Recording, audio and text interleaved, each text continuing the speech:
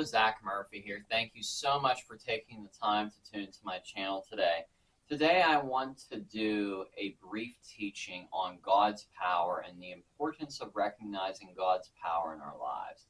So before I go any further, let me open up with a word of prayer. Heavenly Father, I thank you for this opportunity to study your word, Lord, and to share your word over social media, Lord, and I thank you, Lord, that everybody watching this is edified and built up in you, Lord. We give you the praise, glory, and honor in Jesus' name. Amen.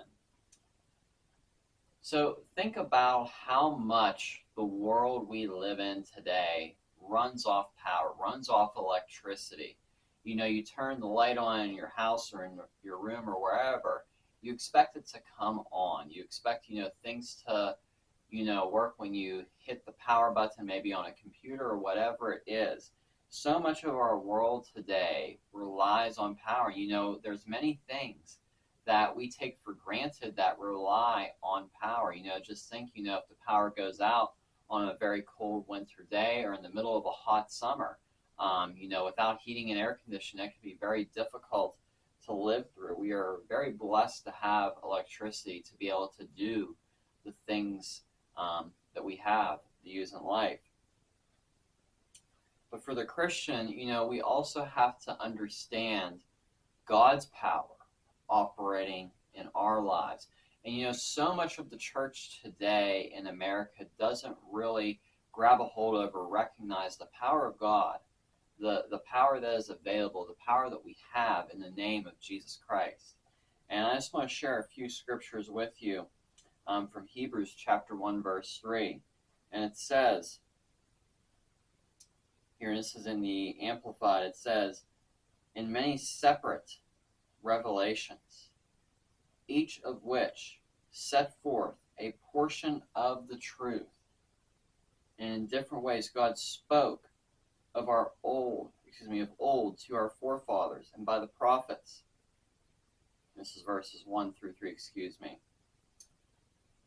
But in the last of these days he has spoken to us in the person of a Son, whom he appointed heir, a lawful owner of all things, also by and through whom he created the world and the reaches of space and the ages of time. He made, produced, built, operated, and arranged them in order. He is the sole expression of the glory of God, the light being the outraying or radiance of the divine. He is the perfect imprint and very image of God's nature, upholding and maintaining and guiding and propelling the universe by his mighty word of power.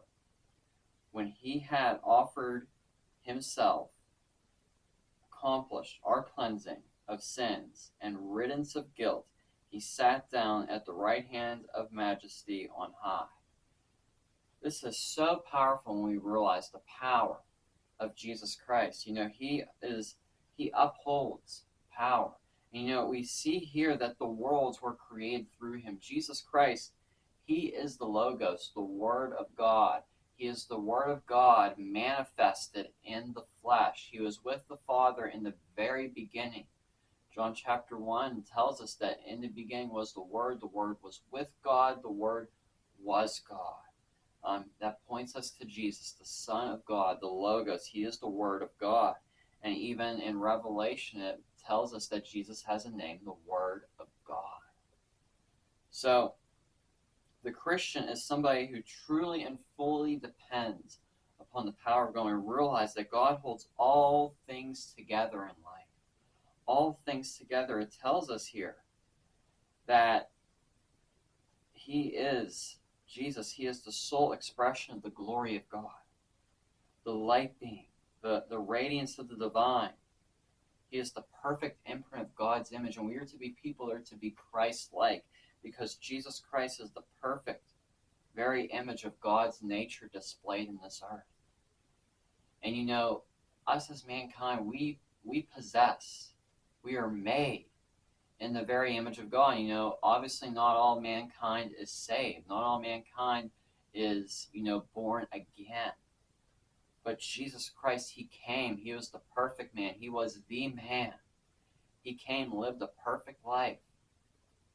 And, it's through faith alone in him that we become partakers of his divine nature, and we put on his righteousness. We receive his righteousness, because our righteousness, our own self-righteousness, is useless. It is filthy rags.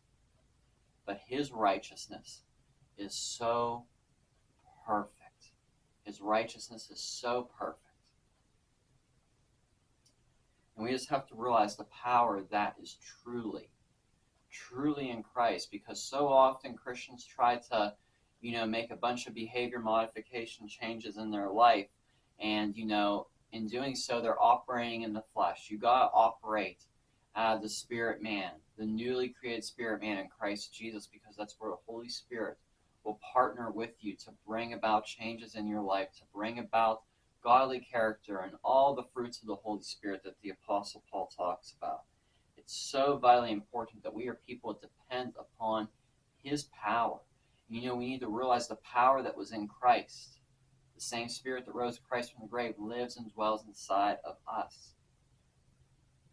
We need to realize the power that is available to us. God's power. The God who through him all things are possible. His power is inside of us as believers, and it's not so, we can, make a big name for ourselves or build big barns. No, it's about bringing glory to him. And, just God's power working in the new believer's life, and even the believer that's, been in Christ for years, he brings about change through his power. The Holy Spirit does a work through that power of sanctification. It's an ongoing process for the believer. And, God is glorified when somebody displays more and more of Christ's likeness in their life.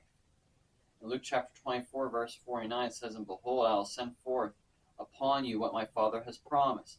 But remain in the city, Jerusalem, until you are clothed with power from on high." The early church, they could not, leave from the city of Jerusalem until they were clothed with power from on high.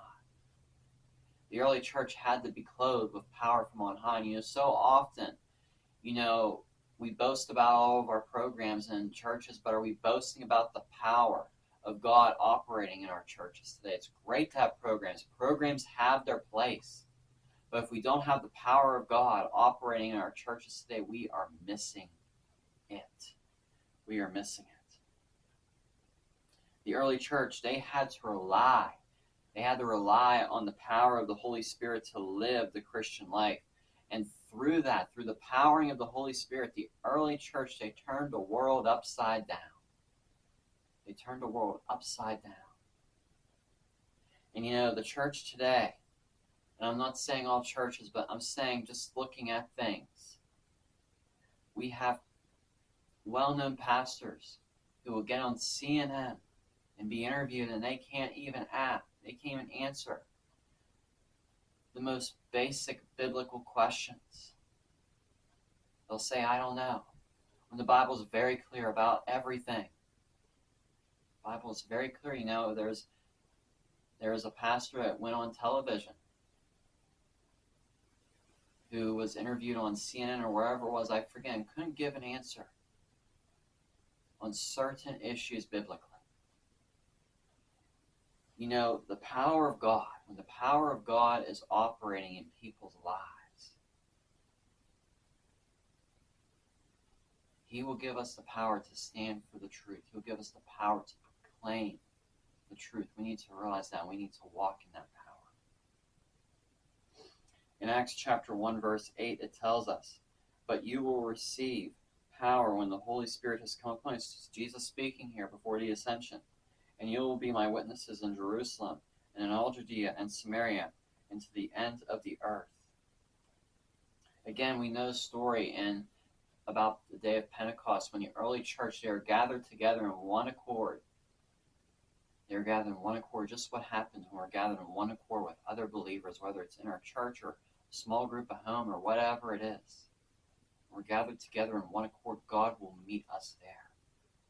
He will meet us there, and he met the early church there, and he filled them with the Holy Spirit, and their lives were marked. We need to be people that are marked by the Holy Spirit, not these not these people that get up and, they have big platforms, but they can't stand for truth. There's no anointing behind their words.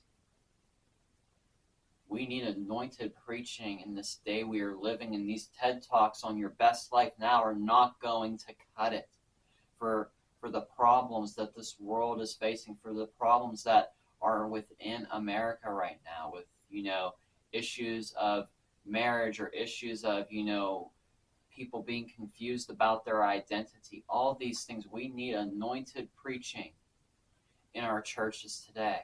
Not these TED Talks, not these 20-minute TED Talks with a Bible verse. That's not going to cut it.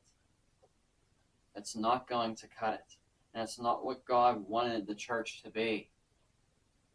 We have to get back to what God wanted, a people, an ecclesia operating together under the power of God. So I believe this is a call for us to get back to being people that are surrendered to the power of God in our lives. A.W. Tozer said it right, and I love this quote here. He says, if the Holy Spirit withdrew from the church today, 95% of what we do would go on, and no one would know the difference. I want to say that again because that's so powerful what this man of God, A.W. Tozer, said. If the Holy Spirit withdrew himself from the church today, 95% of what we do would go on and no one would notice a difference.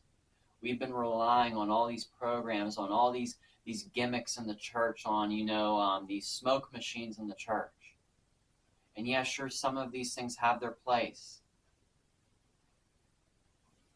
But we're missing having the Holy Spirit truly operating in our churches. We need to get back to this. And it doesn't matter. God wants to do revival. And revival is not marked based upon what party is in control in the United States, in Washington, D.C. It's not based off what party is elected to the White House. And yes, thank God, when godly leaders are elected, that certainly can help things to move forward for advancing the kingdom of God. But if the early church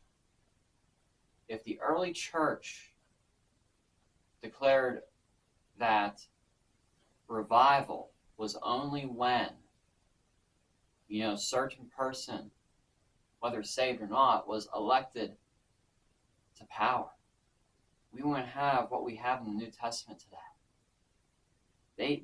They were not concerned about who was king, who was a governor, or anything like that. They pressed on no matter what. We have to do the same. We have to do the same. We need to not be so worldly, not so dependent upon worldly circumstances, and just be dependent alone upon the Holy Spirit. And He will do the impossible through us for the glory of God. We must have a desire in us to walk in the glory of God, not to boast, but to make His name known, to be true ambassadors to His kingdom. And being empowered by the Holy Spirit not only helps us and equips us for ministry, and every believer is called to ministry.